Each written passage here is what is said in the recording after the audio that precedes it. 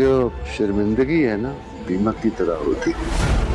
मैं तुम्हारे अब्बू को नहीं ला सकी, वो माने ही नहीं, इतना कहा मैंने उनसे। अंदर ही अंदर से ऐसे खा जाती है कि आपको पता भी नहीं चलता। मुझे आने में देर हो गई।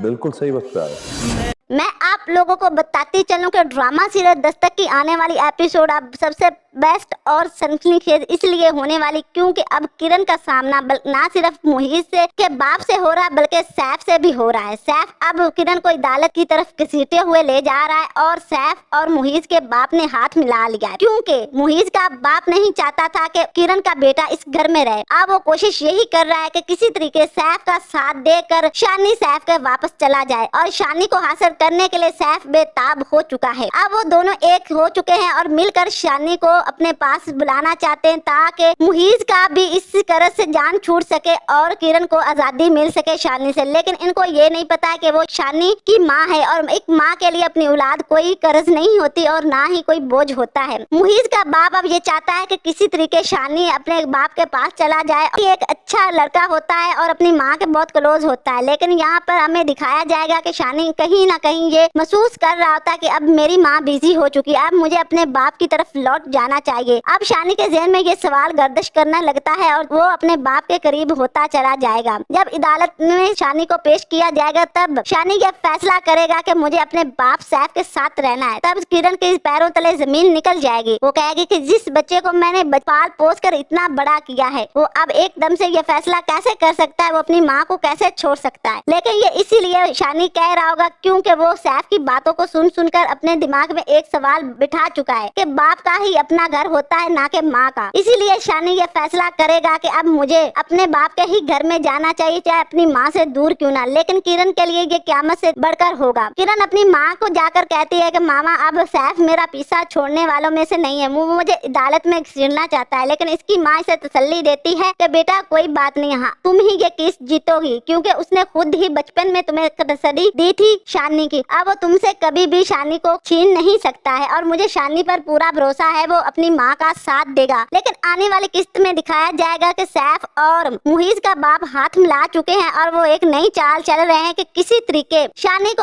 हम किरण से दूर कर सके और मुहीस को बदगुमान कर सके, वो शानी को किसी तरह सैफ के हवाले कर सके। तो गाइस आप लोग कीमती राय का इजहार जरूर करें, क्या सैफ और मुहीस का बाप सही कर रहे हैं या शानी ने जो फैसला किया वो सही किया है, किरण के साथ गलत हो रहा है या सही।